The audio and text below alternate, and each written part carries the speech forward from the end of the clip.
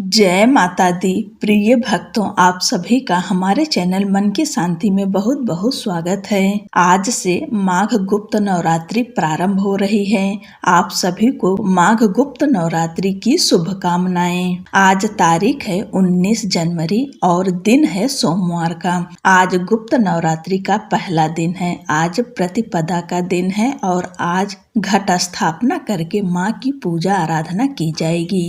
माघ मास की यह गुप्त नवरात्रि केवल उत्सव नहीं बल्कि अंतर मन की यात्रा है। जब बाहरी संसार शांत होता है तब साधक अपने भीतर स्थित महामाया को अनुभव करता है।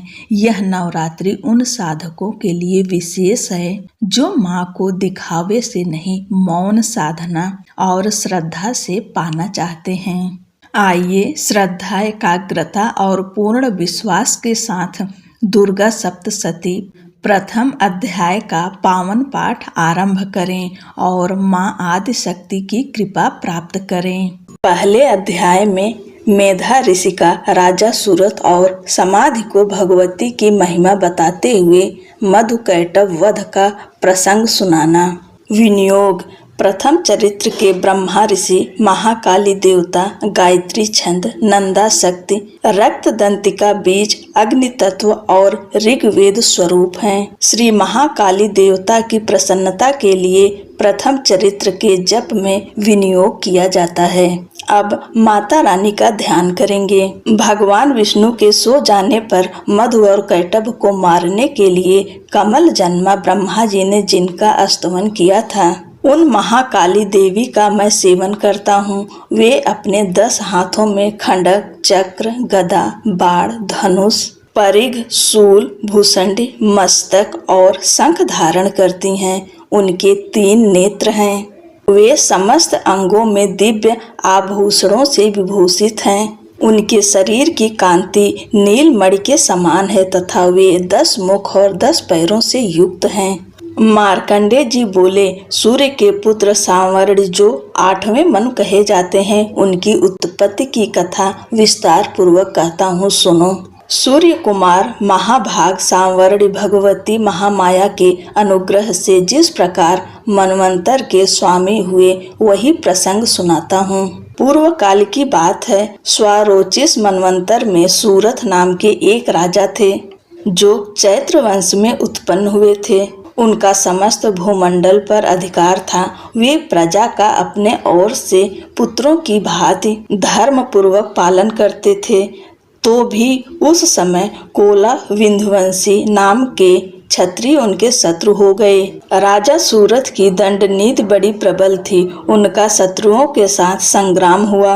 यद्यपि कोला विंध्यवंशी संख्या में बहुत कम थे तो भी राजा सूरत युद्ध में उनसे परास्त हो गए। तब वे युद्ध भूमि से अपने नगर को लौट आए और केवल अपने देश के राजा होकर रहने लगे।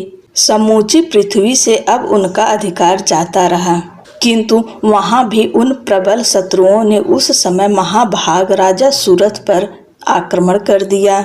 राजा का बल क्षीण हो चला था, इसलिए उनके दुष्ट बलवान एवं दुरात्मा मंत्रियों ने वहां उनकी राजधानी में भी राजकीय सेना और खजाने को हथिया लिया। सूरत का प्रभुत्व नष्ट हो चुका था, इसलिए वे शिकार खेलने के बहाने घोड़े पर सवार हो वहां से अकेले ही एक घने जंगल में चले गए।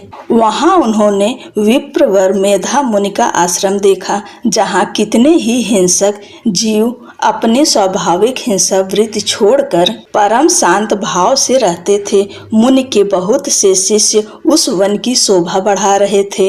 वहां जाने पर मुनि ने उनका सत्कार किया और वे उन मुनि श्रेष्ठ के आश्रम पर इधर उधर विचरते हुए कुछ काल तक रहे। फिर ममता से आकृष्ट चित्त होकर वहां इस प्रकार चिंता करने लगे, पूर्व काल में मेरे पूर्वजों ने जिसका पालन किया था वही नगर आज मुझसे रहित है। पता नहीं मेरे दुराचारी भृत्यगण उसकी धर्म पूर्वक रक्षा करते हैं या नहीं।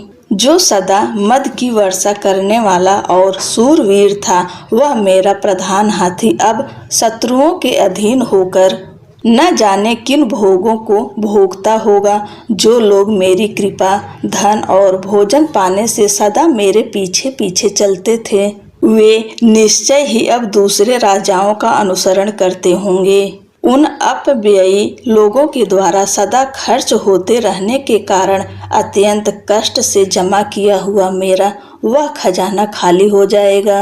ये तथा और भी कई बातें राजा सूरथ निरंतर सोचते थे। एक दिन उन्होंने वहां विप्रवर मेधा के आश्रम के निकट एक वैश्य को देखा और उससे पूछा, भाई तुम कौन हो? यहाँ तुम्हारे आने का क्या कारण है? तुम क्यों शोकग्रस्त और अनमने से दिखाई देते हो? राजा सूरथ का यह प्रेम पूर्वक कहा हुआ वचन सुनकर वैश्य ने विनीत भाव से उन्हें प्रणाम करके कहा। वैश्य बोला, राजन, मैं धनियों के कुल में उत्पन्न एक वैश्य हूँ। मेरा नाम समाधि है। मेरे दुष्ट स्त्री पुत्रों ने धन के लोभ से मुझे घर से बाहर निकाल दिया है।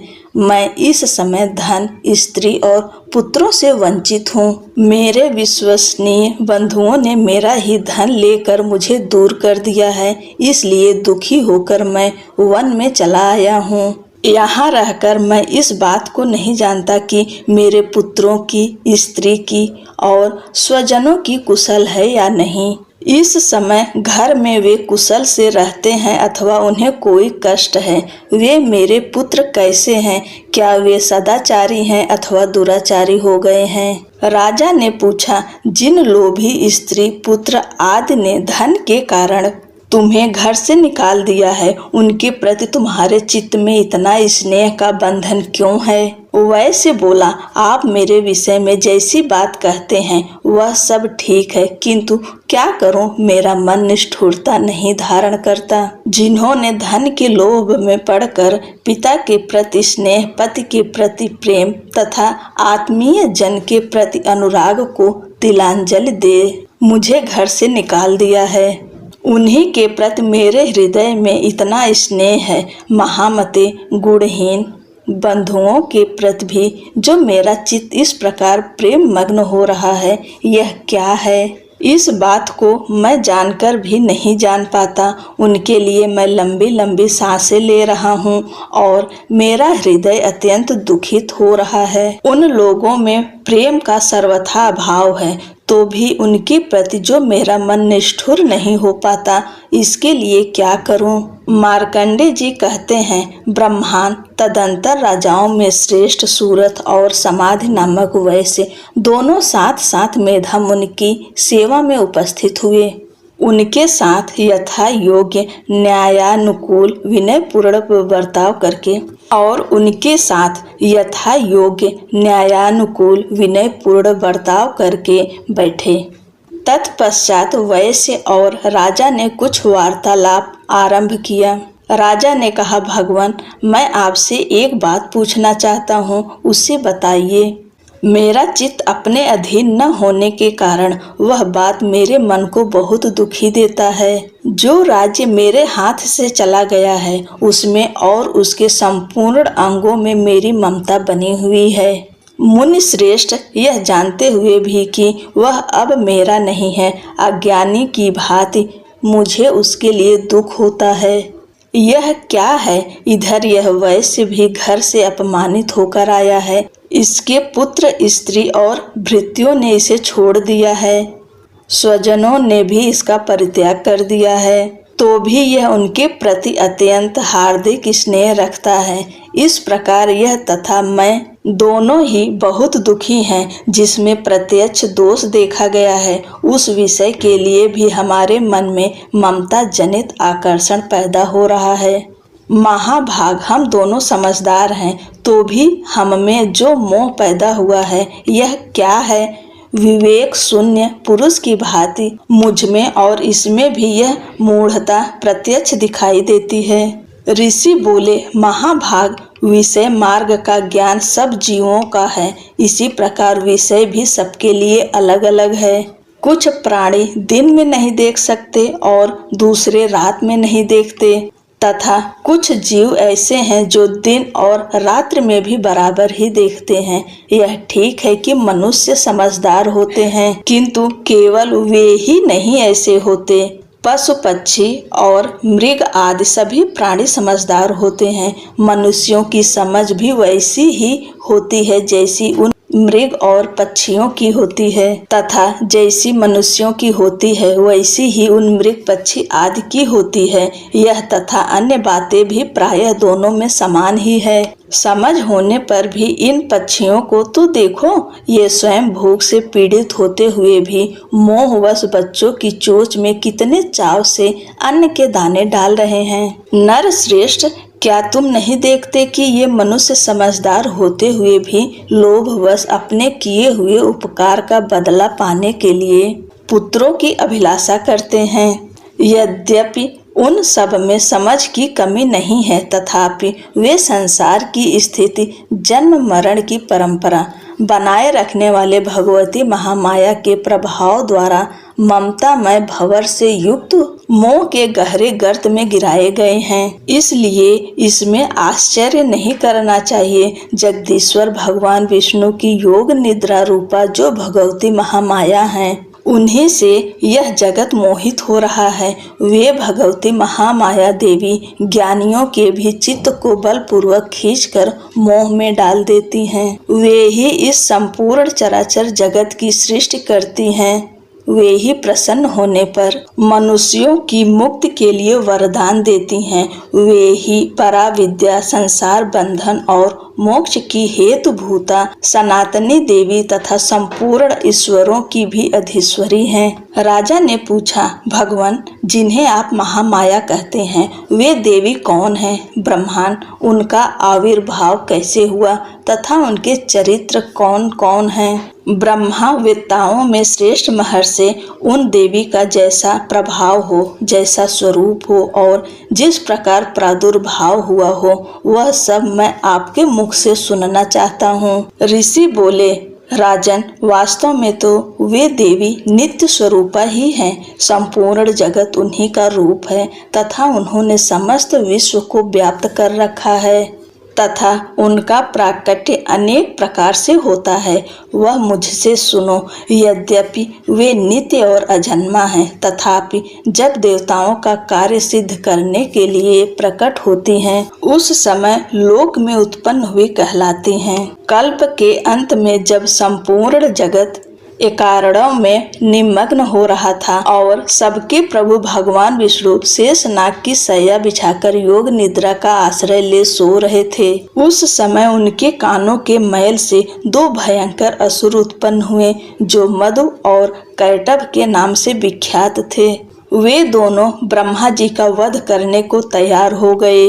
भगवान विष्णु के नाभि कमल में विराजमान प्रजापति ब्रह्मा जी ने जब उन दोनों भयानक असुरों को अपने पास आया और भगवान को सोया हुआ देखा, तब एकाग्र चित्त होकर उन्होंने भगवान विष्णु को जगाने के लिए उनके नेत्रों में निवास करने वाली योग निद्रा का स्तवन आरंभ किया, जो इस विश्व की अधीश्वरी, जगत को धारण करने वाली, संसार का पालन और संहार करने वाली तथा तेज स्वरूप भगवान विष्णु की अनुपम शक्ति है। उन्हीं भगवती निद्रा देवी की भगवान ब्रह्मा स्तुति करने लगे।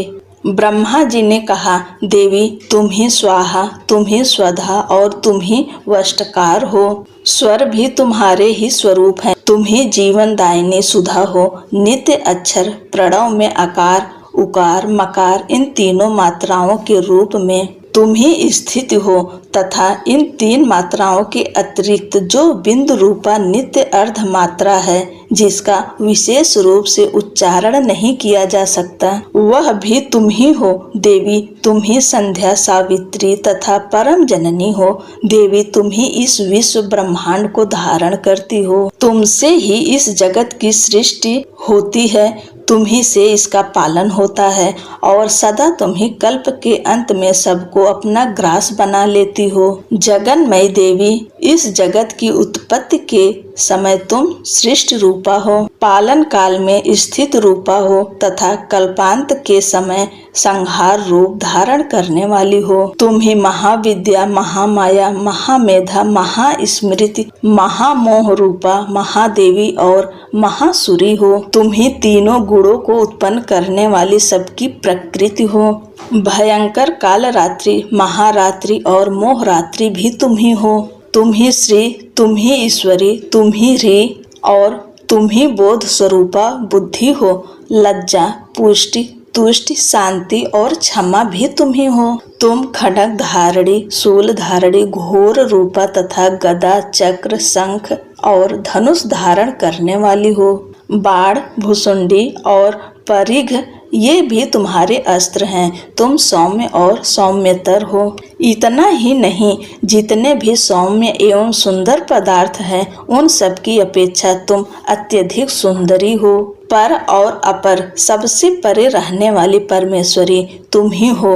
सर्वस्वरूपे देवी, कहीं भी सत असत रूप जो कुछ वस्तुएं हैं और उन सब की जो शक्ति है वह तुम ही हो। ऐसी अवस्था में तुम्हारी स्तुति क्या हो सकती है?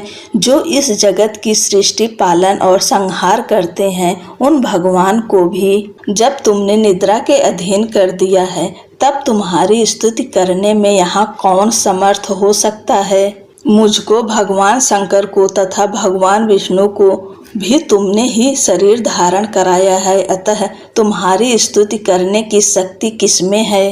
देवी, तुम तो अपने इन उदार प्रभावों से ही प्रशंसित हो। ये जो दोनों दुर्धर्ष असुर मधु और कैटभ हैं, इनको मोह में डाल दो और जगदीश्वर भगवान विष्णु को शीघ्र ही जगा दो। साथ ही इनके भीतर इन दोनों महान असुरों को मार डालने की बुद्धि उत्पन्न कर दो। ऋषि कहते हैं, राजन, जब ब्रह्मा जी ने वहाँ मधु और कैटभ को मारने के उद्देश्य से भगवान विष्णु को जगाने के लिए तमोगुण की अधिष्ठात्री देवी योग निद्रा की इस प्रकार स्तुति की, अब वे भगवान के नेत्र, मुख, नासिका, बाव, हृदय और वक्षस्थल से निकलकर अव्यक्त जन्मा ब्रह्मा जी की दृष्टि के समक्ष खड़ी हो गईं। योग निद्रा से मुक्त होने पर जगत के स्वामी भगवान जनार्दन उस कारणों के जल में शेष नाग की शैया से जाग उठे।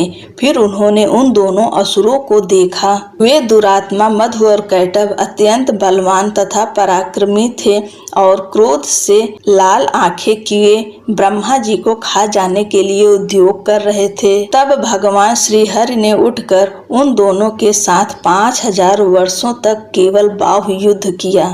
वे दोनों भी अत्यंत बल के कारण उन्मत्त हो रहे थे।